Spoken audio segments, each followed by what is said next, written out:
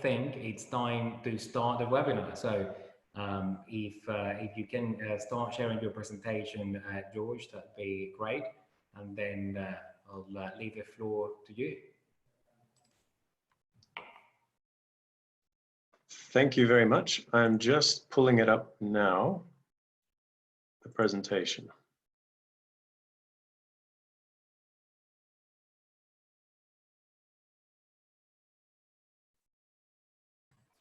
Perfect. Could you please? I can see it. You can see it? It's good to go? Yeah, it's good to go. Excellent. Thanks very much. Well, thanks again to everyone for the opportunity to speak to you. As I said, we're based in Saudi Arabia, and NOMADD has 7 years of desert dust experience now. We have one of the longest track records of robotic cleaning operation in these harsh desert conditions. All of our research and development efforts are based in the desert conditions. We're fortunate enough to be partnered with King Abdullah University of Science and Technology. So we have a very deep research-based capability to assist us in these explorations. And we're very solutions focused because the primary reason for our existence is to meet these needs of this new solar industry. Today, I'll just be giving a very brief overview of some insights about the soiling problem in real conditions, some insights into the measurement of these soiling issues, some fundamentals about the robotic cleaning systems that you will come across, some insights into the robotic solutions that are there. Based on these insights and fundamentals, some predictions about where the future of the robotics situation is going and how plant owners can prepare for success in these very interesting times and these steep learning curves.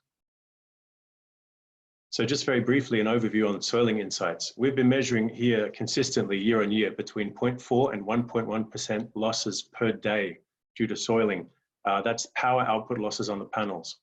The longer the dust is left on, the greater that number increases to. And there's a huge number of complex variables that are at play here, and they're very location specific. We have test setups around the region, and we're noticing enormous location specific differences. There's very complex interactions between these variables. One of the biggest variables you have to consider is the effect of humidity on the way the dust sticks to the panels. So we have situations where dust is picked up by the morning wind, deposited on the wet panels, the sun comes up and sticks it on. And unless that dust is taken away that day, and you get several cycles of this process going on, the dust can start to stick like cement. And that has very significant impacts on how to clean the panels and also the abrasion effects over time of any cleaning methodology on those kind of panels. All of these complex interrelationships are incredibly hard to replicate in the lab. We've tried, we've been partnering with Aramco and DSM and several others to do a deep dive into lab replication of these complex conditions. It's not easy. It's very, very hard to model. And our 7-year experience, in a word, is basically don't underestimate the dust problem. Some measurement insights for you. We're seeing some very interesting advancements in the capacity to measure locally how much energy is being lost due to soiling. What we're starting to believe is that local soiling loss measurement will become a strategic investment for all of those with an interest in this situation. The challenge is to work out how much of your solar output is being lost due to dust and what is being lost due to other things. Multiple methods are becoming available now to measure exactly that.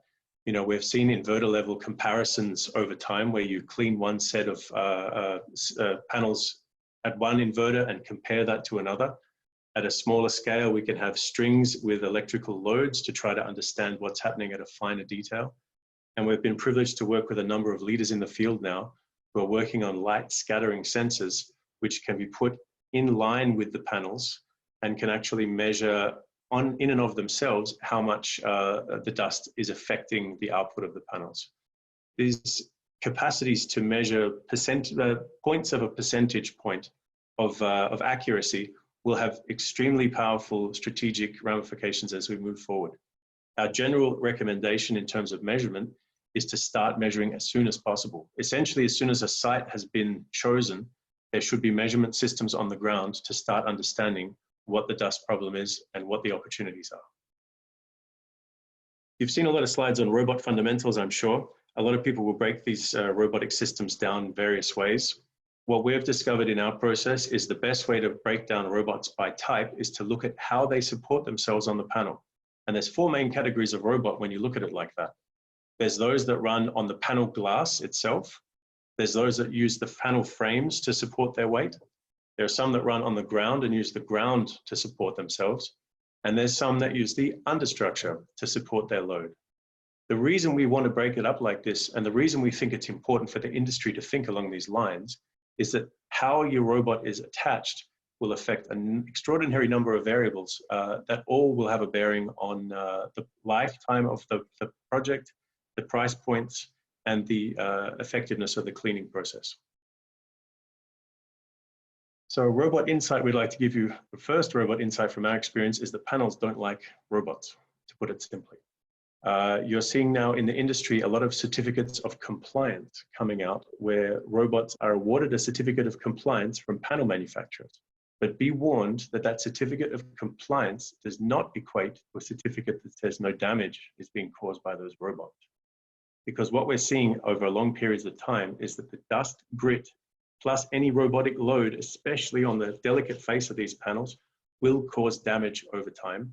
And this damage is quite often not understood or able to be replicated in lab conditions due to those complex interactions, due to that humidity and the cyclic nature of the buildup of dust. So time will ultimately tell if robots in the field conditions, in real conditions, do end up developing damage over time. But as I mentioned, we've been testing this now for 6 years in the field, the actual scratching capabilities. And even just a microscope onto the panels of various different robotic types and cleaning types, you can start to see damage at a microscopic level. And I'd encourage anyone who has access to any array where any robot's been out there for some length of time, take a microscope out and have a look. You might be surprised. From all this, I'd like to make a prediction about the future of the robotic development. I think that learning curves of some of these projects that are going in now will be showing panel damage over time. From this, I think edge running robots may well discontinue. The loading, as you see on the picture at the bottom of the screen there, on the edges of panels, especially frameless panels, can cause significant local cracking or cyclic loading, which can delaminate the panel. In terms of glass running robots,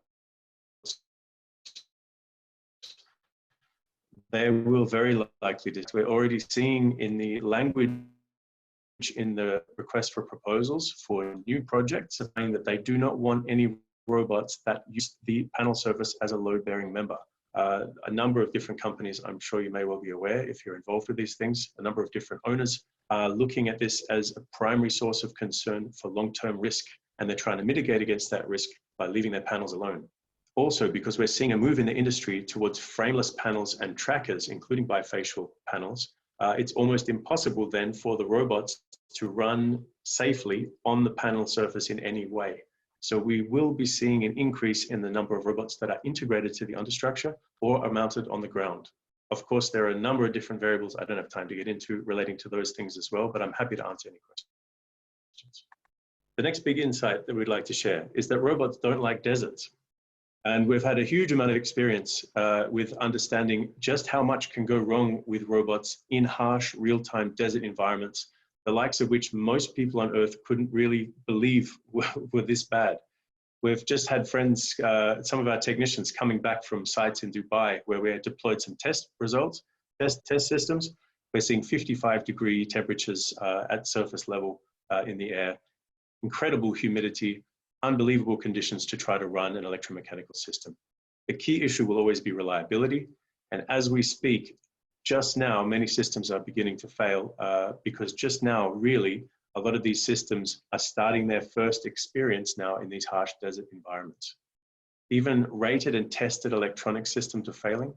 Anything with mechanical complexity, especially things like gearboxes, we've even seen chains that are, and sprockets that are running things. So any power transmission aspects like this, any belts or pulleys or any exposed perishable items are all going to be weak spots that will actually cause your system to become unreliable. Especially the use of lubricants in the systems, which can actually not just leak out and be an issue for maintenance of the system, but can get on the panel surfaces and exacerbate the issue of dust sticking onto those panels. any exposed plastics, the UV conditions here and the temperature cycling is extreme. The key to remember for everyone is that there is an extremely limited desert track record at scale for any robotic system in the world to date. And that's important to remember. What works in one place will not necessarily work in the other. From this, another prediction we can make is that really in the next few years, you'll see that quality systems only will be surviving these kind of environments. These systems will have fewer moving parts. They'll have a much more simplified electromechanical system, which involves fewer motors and fewer transmissions of power. And the systems in the field will require deep monitoring capabilities to make sure that any owner operator is able to know at a glance exactly what's happening to all their robots, all of the key criteria at any time during operation. Another key thing to look for a winning robot design will be how well has it integrated with the other aspects of the value chain. As I mentioned before, the robot sitting on is integrated with the understructure and panel arrangements, and we're seeing a confluence of design in all of these key aspects of the value chain to try to optimize value for money. Ultimately, it's important to remember the plant owner's question. The question is not, how often do I clean? That's a part of it, but the deeper question really is, how do I capture the biggest return on my investment over the entire plant, over the entire time? And that's very difficult for a plant owner to realize because there are a number of different incentives at stake and a number of different stakeholders, a number of different competing technologies, a huge number of variables that need to be understood. What a plant owner can do from the get-go, though, is to get measuring systems at their site as early as possible, well before even the RFP has been sent out. Once they're sending out their RFP, they should try to work out how they can align the incentives of all the different players during the process of developing and ultimately running that array.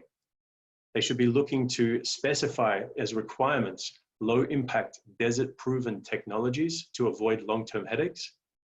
And in the design of these contracts to incentivize long-term mutual gains, some very interesting confluences of technology might come in, which brings me to my third prediction, is that I think that there's a very interesting inflection point coming where we'll have high performance robots and very accurate measurement techniques for soiling loss. What that means is we might be able to reimagineer the cleaning strategy for these arrays. Quickly, an old deal versus new deal. Old deal is the present situation. Most RFPs will specify a performance guarantee. And if the output due to soiling drops below a certain level, then the person cleaning it, or the robot company, or what have you, has to pay a penalty. What that basically means is that the owner is throwing away 3% of their production capability with no way of accurately measuring or capturing that value, which can have enormous implications up to 3% off the bottom line of that project over 20 years. That's an enormous missed opportunity. And there's no real incentive for the cleaning company to clean any better than the bare minimum. Not only that, but if you can't measure accurately even that 3% value, there's a huge number of misaligned incentives for whether or not that number should be accurately captured. The new opportunity is clear. If we have very accurate measurement techniques built into the array over the lifetime of the array, then it's up to the cleaning company to try and hit as high a target as they can. Over a certain threshold, for example, that 3%, any extra delivery of value can then be negotiated to be split between the cleaning company and the owner. Ultimately, the owner will gain more return on investment, the plant will be a higher performing plant, and we can see a real optimization of the efforts of all the parties and a deep alignment of incentives that will stretch all the way back to the EPC who's installing. Ultimately, we feel that the time is now to prepare for success in this area of robotics deployments for large-scale solar in the Middle East. In a basic summary then, we need to test equipment reliably at site. And we are thankfully engaged, for example, in a number of test deployments around the region where the robots are put in the hands of the owners. The owners can see exactly how those robots perform over long periods of time, monitored remotely, building that sense of reliability. It's important to remember that only the desert is the desert. And as hard as we've tried to replicate these ridiculous desert conditions in a laboratory environment for accelerated life cycle testing and whatnot, There is no substitute for local measurement and local analysis. We need to see a priority put on the safety of the panels over the lifetime of the projects in order to ensure that this most delicate and sensitive and valuable part of the array is not damaged long-term. We have to optimize plant design to get these key points working together rather than working against each other, and align the incentives of all the stakeholders, from the owner, the EPC, and the cleaning service provider, to make sure that everyone is working together through the entire process for the maximum outcomes. So that's it. That's about 10 minutes, I would say. So thank you very much, and look forward to your questions after the presentation. Thank you very much, George. So as you said, I'd like to encourage all our listeners to, or viewers, I should say, to pose questions, and just like to remind you as well that we will be sending you the recording and the presentation. So no fear on that count. So without further ado, please, Lars, it's over to you. Yes, so we'll try to share my screen here with you. Okay.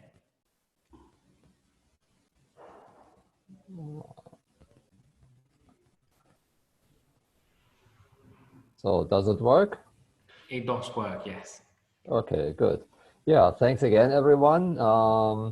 I would like to give like an overview about what kind of options of cleaning do we have, and also do some kind of cost analysis.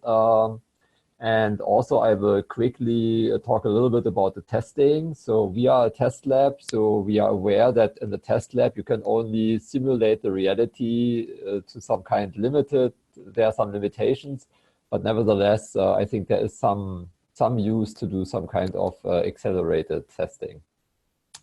So let me start with giving a quick overview about the cleaning methods. Basically, what we see is 4 different technologies, just like truck-mounted, semi-automated, and fully automated systems. And then, like I would say, like the latest new developments are some kind of small portable robots. Let's start with the truck-mounted systems first. I don't know if everyone has seen such systems in reality. I know that at least here in Europe, such systems are some kind of popular. You have some kind of a truck with a large brush, and then these kind of trucks is driving along the rows, along the tables. And the trucks are supposed to have a control system for the pressure of the brushes onto the PV panels. And of course, such kind of system has pros and cons. What is definitely an advantage is that you don't need any kind of additional construction, no modification of the substructure. What is important, at least in very hot areas, what we experience is that the people who are involved in the cleaning like that they are working in an air-conditioned vehicle rather than in a 60 centigrade hot desert environment. Of course, you can work with such systems at different like table inclinations. So it is some kind of flexible. And it can easily work with gaps, steps, different tilt angles of the module tables. All that can be easily managed with such a system. But of course, there are also disadvantages. What's easily understandable that you need a certain minimum row space. Otherwise, the truck simply does not fit between the rows. It can only work in some kind of really flat surface condition.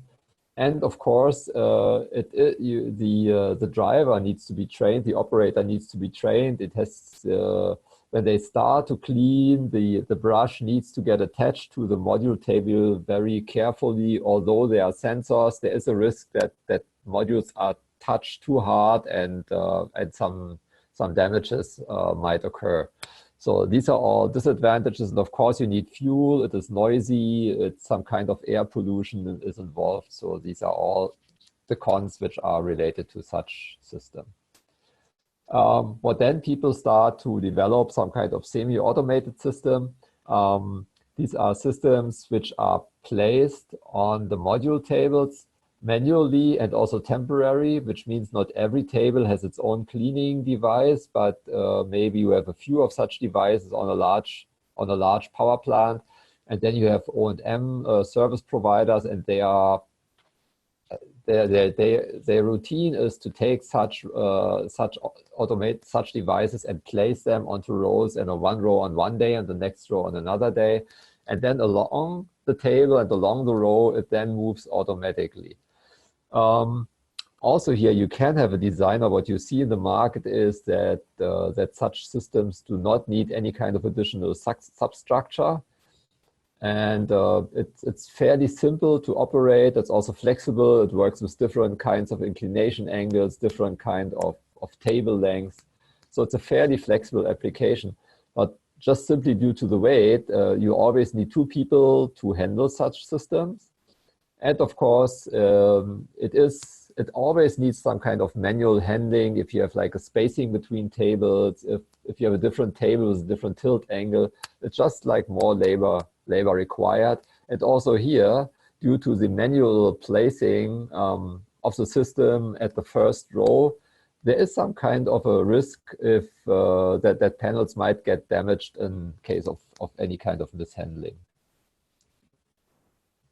So the fully automated systems you are very aware of, I'm pretty sure. You can see like a snapshot here that for such systems, you have a lot of, for large power plants, you have many of such systems installed. Basically on every table, you have one automated system, and it has like a parking or position or parking station. And because it's fully automated, of course, it only works for one table and it moves along that kind of table fully automated. And what is important here, that kind of system really should be planned before the final design of the power plant. What we have experienced, if afterwards people want to install such kind of system, it might require a modification of the substructure. Everything becomes very complicated. The pros are quite obvious. There's no manual labor involved in the normal operation, so it has very low cost in the operation. You can easily clean your array daily, and what is a big advantage, you can do it at night. Once it's installed properly, there's a fairly low risk of mechanical module damage, and some systems even are fully automated, doesn't need to get like electrically connected because they have like an independent system with a small solar panel charging a battery. Of course, such systems require a higher investment, higher initial costs. Sometimes it also requires some kind of additional substructure. And of course, it's very difficult or very expensive. If you have very short module tables, then it's just very expensive. The latest development for the cleaning technologies are portable robots. I think everyone has seen them. You can also find nice videos on YouTube from companies who offer such machines. They're up to 1 square meter in size, and then they move along the surface of the panels, more or less automated and autonomously. Some are remote controlled through a cable, some are remote controlled wireless, some have sensors that on a table they really operate independently. And also here, of course, it is very good that they are portable. You can use them for different sites. If you are like an O&M provider which has multiple small sites, that might be an interesting solution for you. Because it's fairly lightweight, you can even use it for rooftop systems. And of course, it's very flexible in terms of any table dimension. Just due to the physics, there are limitations to the module inclination. So I've never seen it working at 45 degrees or so. It's mostly used at, let's say, flat, more flat, maybe up to 20 degrees. And of course, any kind of gap or obstruction within the table also might be some kind of difficult to overcome for such kind of system. But for certain applications, maybe this is really the only solution that can work specific in terms of rooftop systems. Yeah, but conceptually, these kind of portable robots, to our experience, we also rank them as a semi-automated system because they run some kind of automated and autonomous, but of course it's not fully automated. So for us, it's a subdivision of the semi-automated system.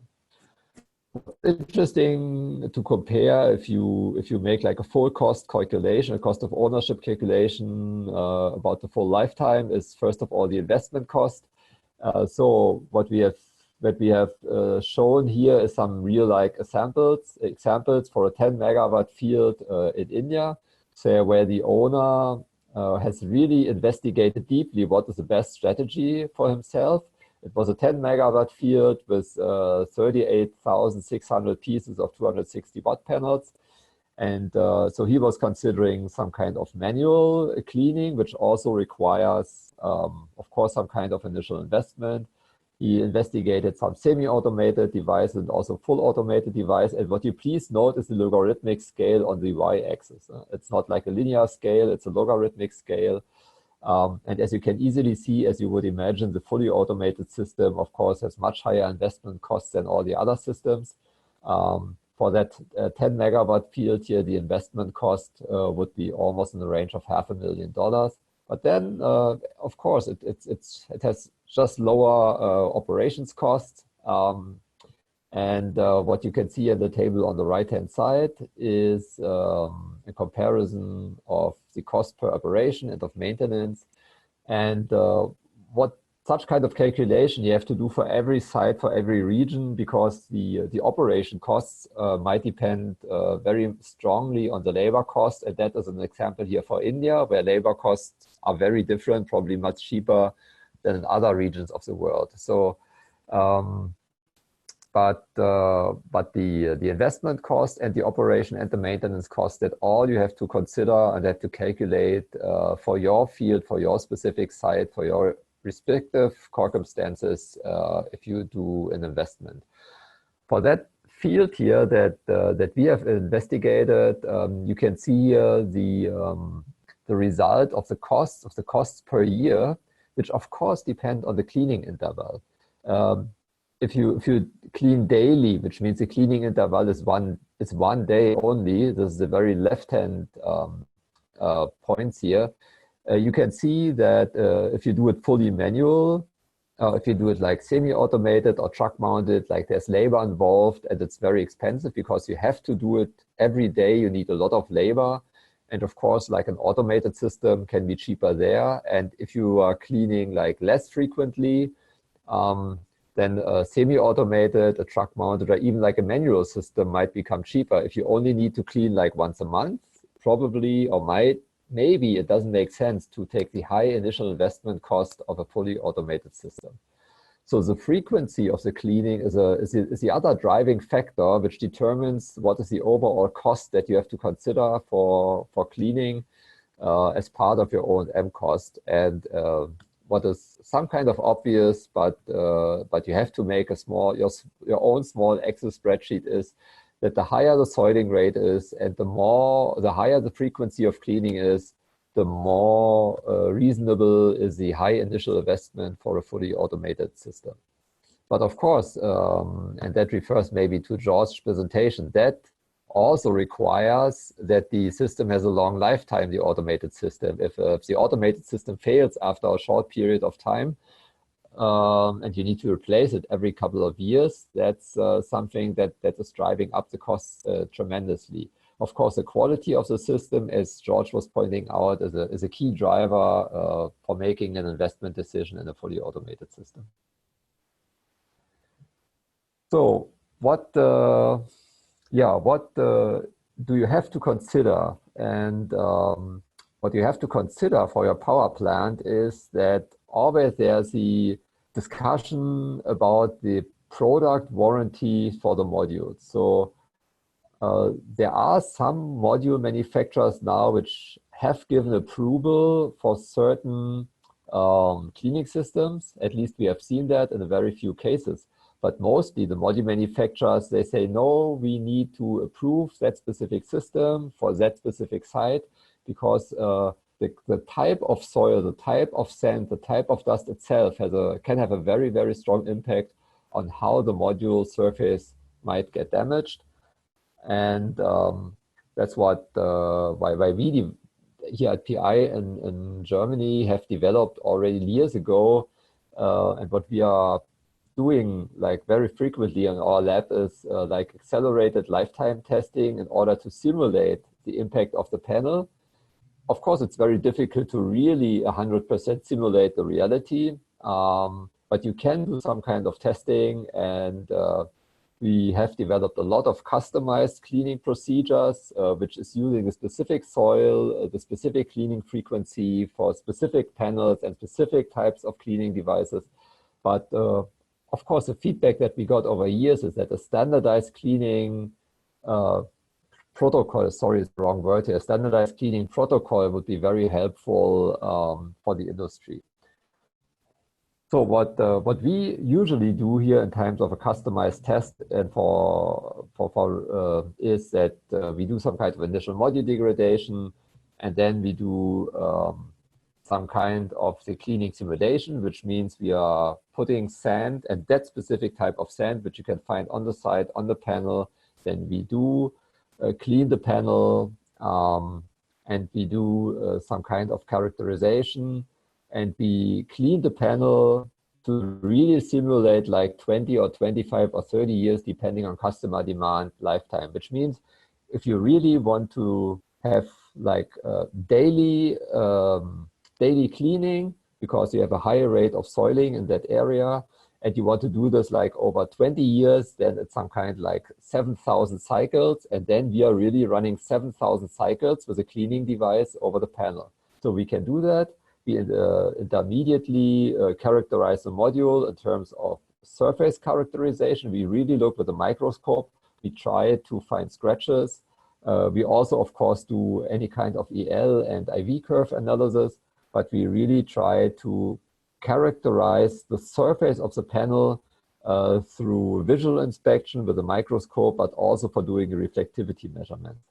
And this, I think, has been very successful over the past years to give some kind of clearance or also advice, let's say, to system owners, to EPC, to O&M companies of what cleaning device might work well with which kind of solar panel under specific conditions. But of course, it's very project specific. So what we have developed based on so much customer demand is recently some kind of a standardized test procedure for cleaning devices. And after a lot of discussions also with institutes, finally, we have developed a standardized lab test protocol, which is not working with solar modules, with a specific solar modules, but it's working with glasses, with a typical glass that is used for solar panels. It has an anti-reflection coating. And we have developed a protocol which simulates very severe test conditions. Basically, it's simulating like a cleaning every 3 days over 25 years. And we are using some kind of a typical sand that you can find in several places all over the world, that you have a very high coverage of the surface, and that we do reflectivity measurements and visual inspections, and that through these measures we try to characterize differences in cleaning systems for such kind of glasses. And what we can really see is like different kinds of brushes, depending on the material, are more or less like gentle to the glass surface. So through that, we have developed a rating system for cleaning devices, which at least gives you an indication and a hint which cleaning device might work well or worse with your panel. Yeah, as a quick summary, so we have a wide experience with any kind of cleaning devices here. We are working very much a lot of projects in the Middle East, where that problem of soiling is very severe. We are faced with a problem that there is no standard protocol and no standard existing for cleaning devices now, for testing, for ranking cleaning devices.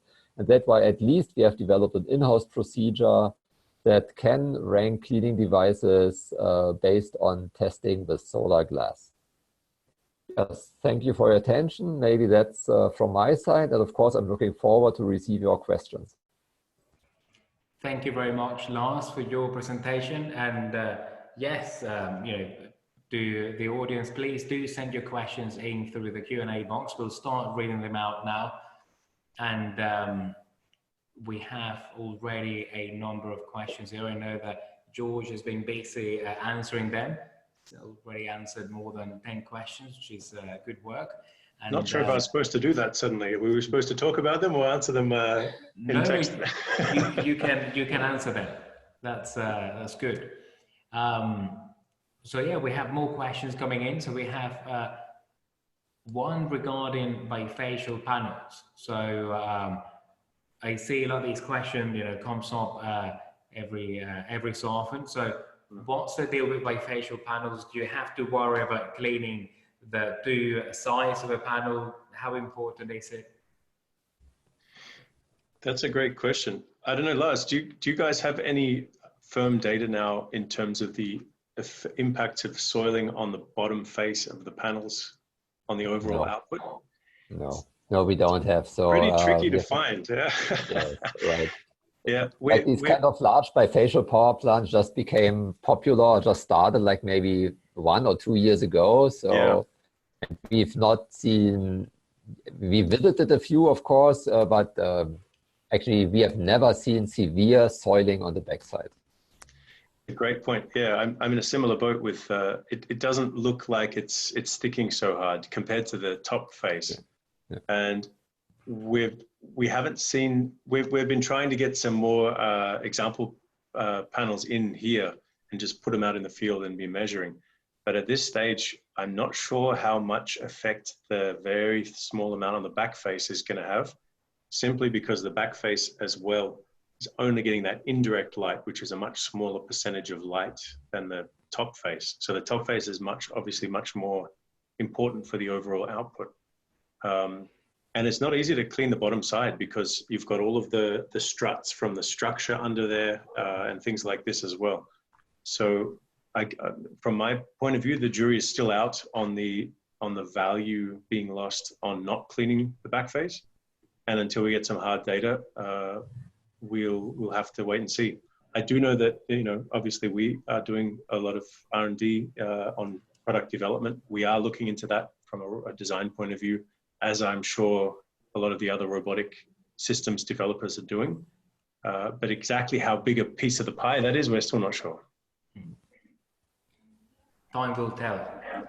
So I have one question that is not one of the ones sent by the audience, but just my question. So how long should a plant owner test on site? How long would it be reasonable to test for, to draw conclusions that would be useful and applicable? Is this to me or to Lars? Carlos? I don't know who wants to go first. We've had systems out with customers now, some of them for over 3 years at different sites. And the fact of the matter is, the longer you leave it, the longer you learn, basically, in terms of things like, in that particular environment, what is the kind of scheduled maintenance you need for some of the consumable parts, like, for example, the brush inserts, how often do you have to take them out and put them in? The bearing life, the electromechanical assembly life, the battery life is another very key factor here. The answer basically is until the robot fails, because until it does, you can't really know for sure. We have also seen systems that have gone out. We've done back-to-back, side-by-side testing with several of the other robots on the market. And you see an enormous range of how long these things last before something goes wrong. So yeah, the basic answer is as long as you can, prior to needing to pull the trigger on making a decision about which robot you're going to run with. And so a lot of our customers are asking for these robots. We're deploying a number of these different test sites now all across the region, so that these customers can get a sense of how these robots perform. Good. Also, what we hear from our clients is that they cannot really test site specific. So they are testing, like the big EPCs and the big developers, they are testing several kinds of robots basically in one location, and they try to understand the reliability, and then they probably make a decision for one system which they try to deploy basically on all their power plants.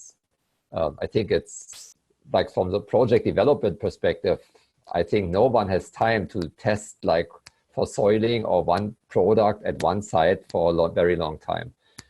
We only have one experience in a very remote area of Nigeria.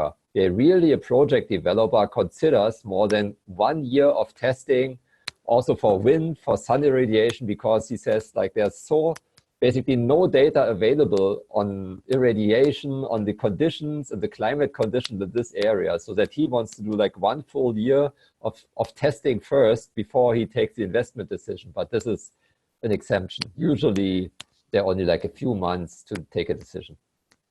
Well, that's a really good point. I mean, the life cycle of these project development processes is quite short. You know, from the RFP being put out, the submissions put in, and then the deployment. So really, the EPC is one of the parts of this value chain, and really it can also be down to owners to once they know, as soon as you know the location of a site, though, you could start testing at that site.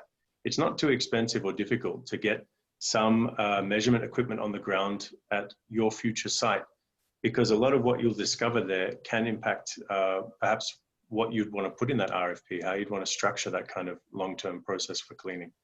So, Lars, I completely agree too. The whole thing is moving so fast now that often the measurement and the testing gets left behind. Great, thank you both for your answers. There seems to be a lot of background noise coming from somewhere, I don't know. But right, so there is a question on the best cleaning method for a rooftop PV system. Any insights on that? And Lars, if you'd like to start, please. I'm not sure if I got the question. It's about rooftops? Yeah, about rooftop PV system cleaning. Yeah, so what we see like for rooftops, mostly people do manual cleaning. So we have inspected a lot of systems in India, and in India what people are doing is manual cleaning. And of course you can use these kind of small robots which are some kind of crawling along the system. Commercial rooftops are mostly also at a flat inclination angle, maybe 10 degrees, maximum 20 degrees. So such systems might work. I think we have never seen any kind of automated or semi-automated system on the rooftop. At least I've really never heard about it. But of course, I don't know the entire world, but I've never seen it. Well, if you don't mind, I'd just like to share screen for a second. If that's okay. Go for it. Yeah. Can you see that? So yeah, Lars, it's fairly new. I'm just trying to press play, but it won't let me.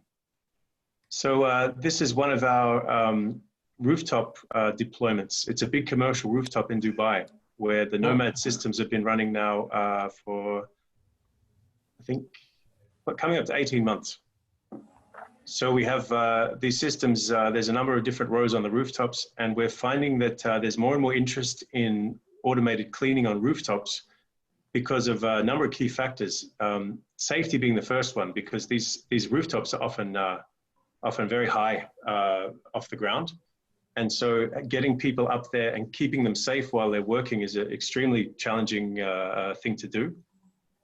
Also, the disruption that's caused to getting people up on a roof. Roof access is very difficult. Quite often you'll disrupt the people who are inside. And also security is a major issue for a lot of these rooftops. You know, some of our partners have quite expensive things under the roof, and they don't want sort of to have to deal with access. You also get significant amount of soiling on rooftops as well. You might think that most of the dust stays closer to the ground, but in actual fact, there's a lot happening on that higher sort of environment there, where the wind is depositing dust up there. So yeah, rooftops, we believe, is a massive growing market, especially these very large factory and warehouse rooftops in the Middle East. And yeah, we're well and truly open for business to get more and more of these systems out and running and adding value to our customers.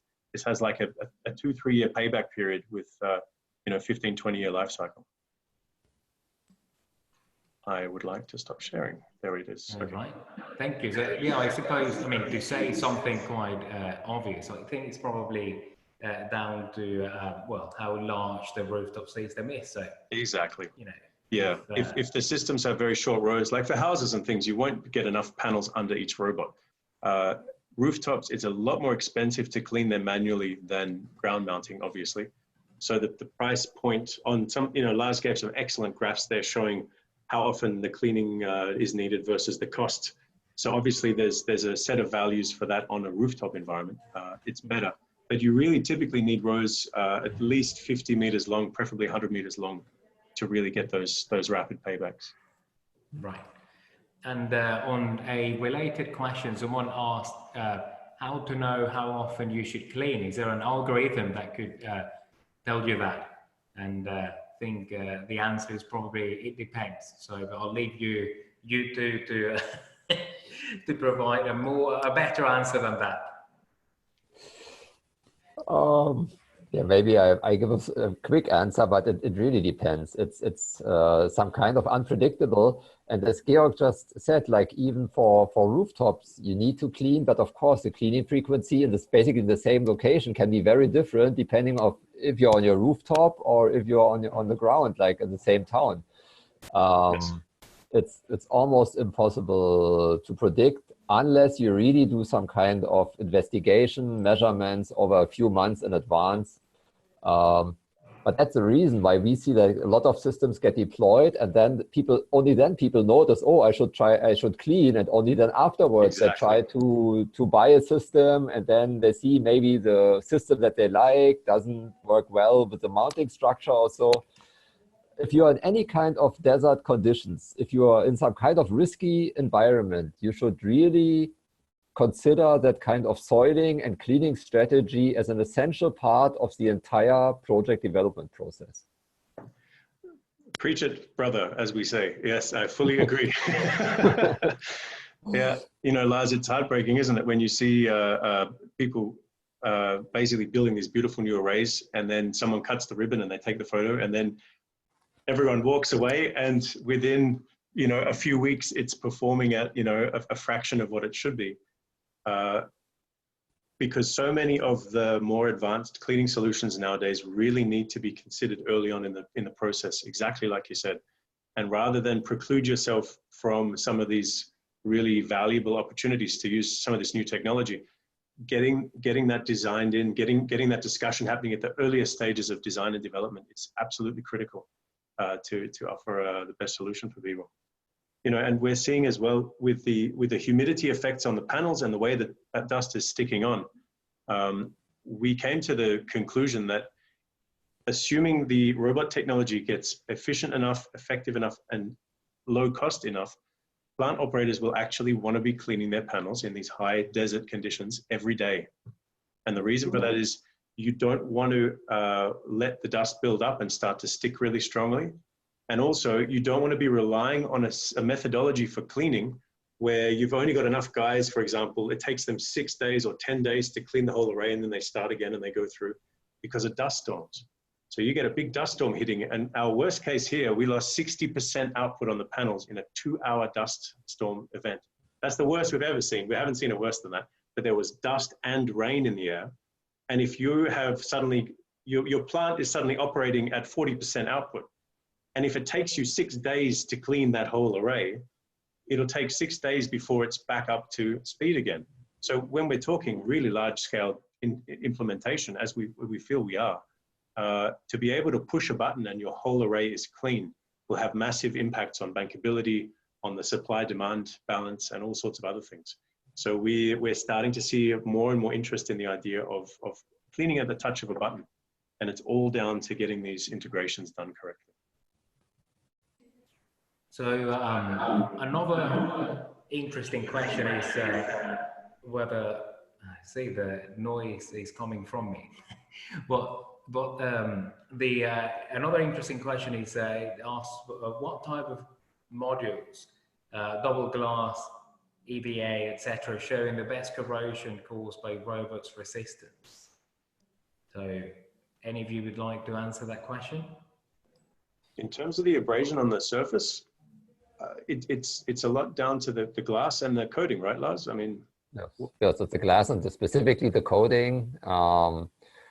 We have no statistics about if double glass performs better or not, but it's mostly like an impact to the front glass, and I can hardly imagine that the type of encapsulation material also has an impact. So it's all about the quality of the front glass and its coating. Yeah, exactly right.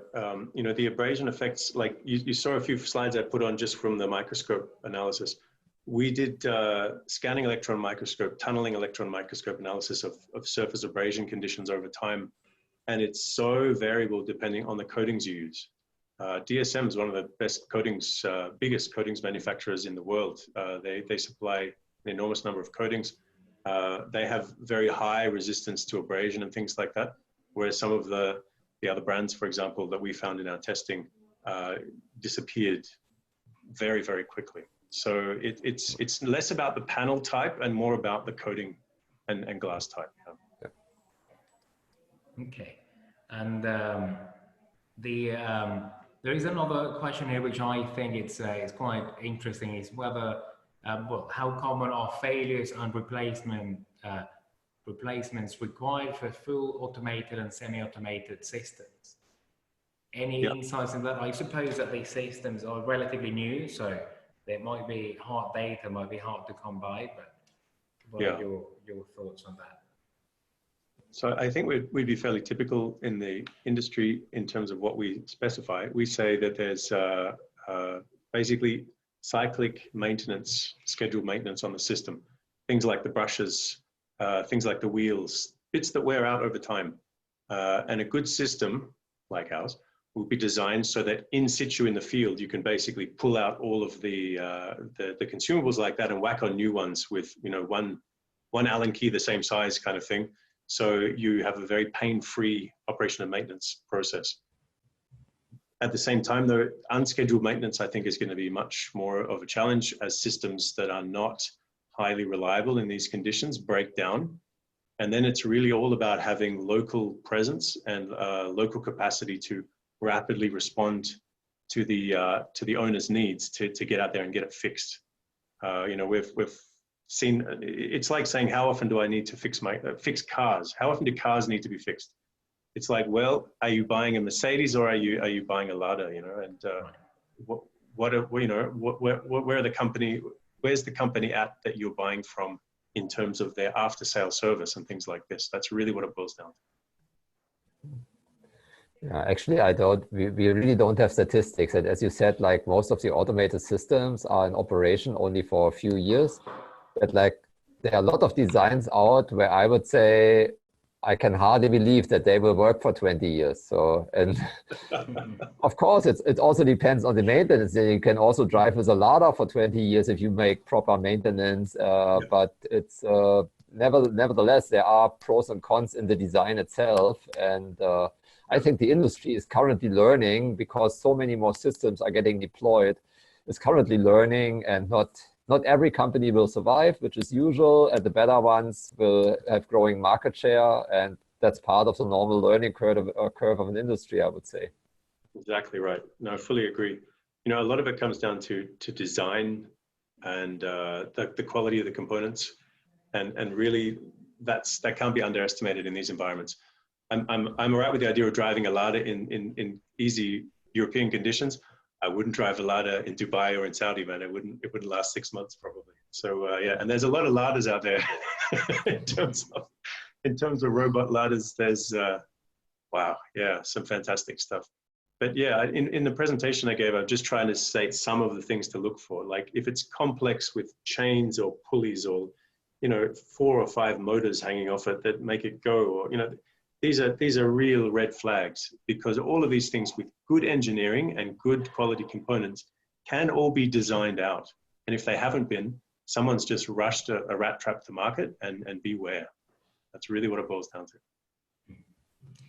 And well, thank you very much. Very insightful answers there. I have one last question, and I see a number of questions related to water and how much water you can use, how much water to save. whether you need to use anything other than water if you have a waterless system.